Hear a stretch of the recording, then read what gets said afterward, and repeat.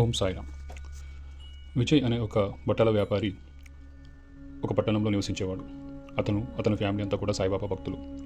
వారి బిజినెస్ చాలా బాగా జరిగేది. ఆ సాయిబాబా దయ వల్ల ఇది బాగా జరుగుతుందని ప్రతి నెల తన దగ్గర ఉన్నటువంటి బట్టలలో సాయిబాబాకు ఒక డ్రెస్ పంపించేవాడు. తన కోరిక ఏంటంటే తాను పంపించినటువంటి ఆ బట్టలు ఏవైతే ఉన్నాయో సాయిబాబాకు ఏదో ఒక హారతి వేళలో అది ధరిస్తారని షిరిడి సంస్థానికి పంపించేవాడు. కానీ ఎన్ని సంవత్సరాలైనా కానీ అది ఆ లక్కీ డ్రా ద్వారా ఎప్పుడు కూడా అది ఎన్నుకోబడలేదు. తను చాలా బాధగా ఫీల్ అయ్యేవాడు.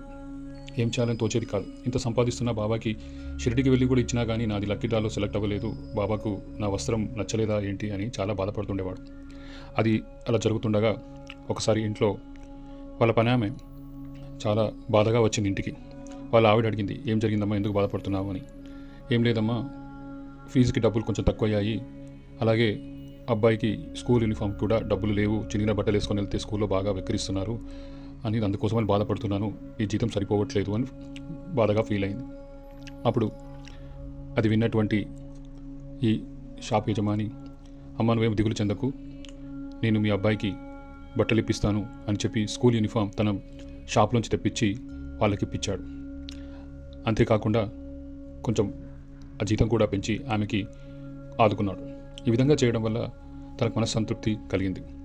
అదేంటో అదే రోజు రాత్రి పడుకున్న తర్వాత సాయిబాబా వచ్చి, భక్త, నాకు డ్రెస్ పంపించినందుకు ధన్యవాదాలు, నేను తీసుకున్నాను, నేను వేసుకొని కూడా వెళ్ళాను అని చెప్పాడు.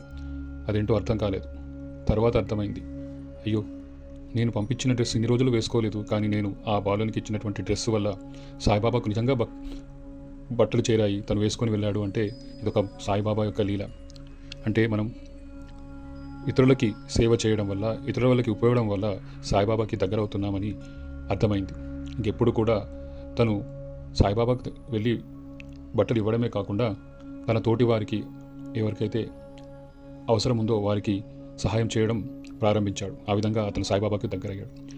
ఈ కథ మీకు నచ్చినట్లయితే సబ్స్క్రైబ్ చేసి లైక్ చేయండి, షేర్ చేయండి. ఓం సాయిరామ్, ఓం సాయిరామ్, ఓం సాయిరామ్.